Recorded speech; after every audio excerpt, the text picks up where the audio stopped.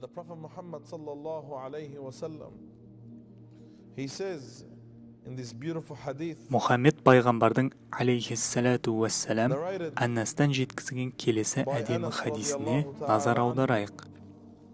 Алланың атымен ант етейін, мағынасын түсінгенге бұл қандай керемет хадис. Қане, жүрегімізбен ақылымызды қосайық. Бұл хадисте Мұхаммед пайғамбар алейхиссалату уассалам біздің барлық проблемамызға шешім жолын көрсетуде. Пайғамбар саллаллаху алейхи уассалам айтты: кім ақыретін уайымдаса, яғни келесі өмірін, кім мәңгі өмірін ойлап, оның қалай болатынын уайымдаса, осы жеріне ойланайықшы, кім осыдан кейінгі өмірді елестетіп, ұлы жаратушының алдында тұратын сәтті уайымдаса, Алла субхана ва тағала ол адамды жүрек байлығымен толтырады.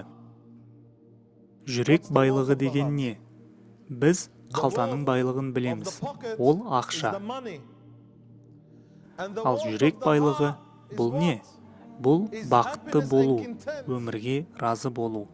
Себебі бұл әлемнің барлық ақшасы сіздің жүрегіңізді ешқашан байытпайды.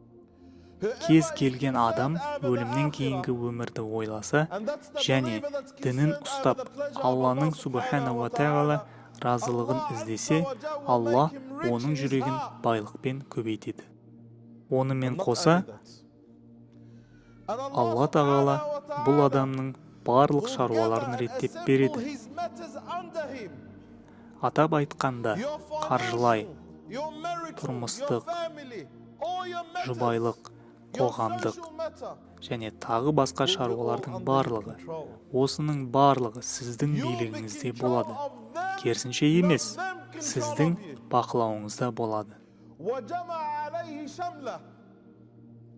Алла субхана ва тағала осы әлемдегі барлық ісіңізді жинақтап, оның билігін қолыңызға ұстатып қояды. Барлығы сіздің билікте болады. Материалдық өмірден сіз енді жоғары тұрасыз. Бұнымен қоса, пайғамбар алейхиссалам былай деді: дүние, осы өмірдегі барлық зат сізге қарай жүгіретін болады. Болашақты уайымдап жүргенде, осы әлем сізге қарай жүгіретін болады.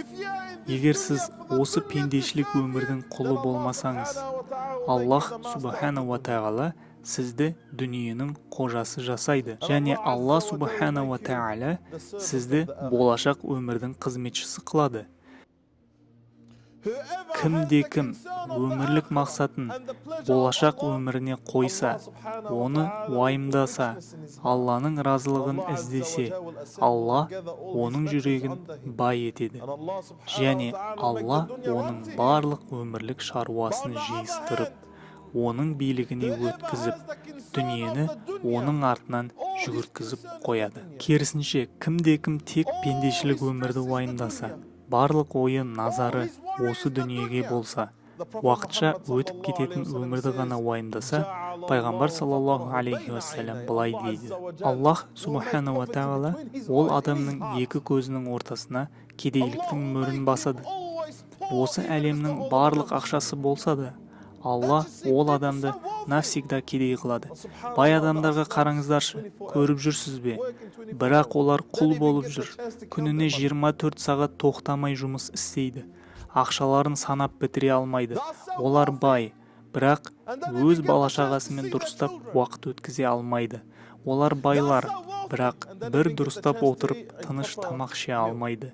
Олар бай болғаны соншалық, жай отырып тоқтап демала алмайды. Шындығында олар жүрген кедейлер, және олар бақытсыз, әрқашан бақытсыз. Олар кедей адамның сезіміне қол жеткізуге мүмкіндіктері жоқ, яғни жанның тыныштығы мен жайлығы. Бірақ олар бай ғой, қалай ойлайсыз? Олар өздерін жақсы сезе ме? Байлықтар жетеді, барлық жағдайы жасалған, ақшасы көп, бірақ оларда жан тыныштығы жоқ. Неге? Себебі, дүния деген стресс бар. Дүния олардың уайымы. Алла субханала тағала олардың көздерін кедей қылды. Алла субханала тағала көздерінің арасына кедейліктің мөрін қойды. Тіпті осы дүниенің бар ақшасын алса да, олар бәрібір шарасыз. Олардың мазасы кетіп қалған. Құрметті көрермендер, алдыңғы видеоны көру үшін мына батырманы басыңыз. Ал каналға тіркелу үшін мына батырманы басыңыз.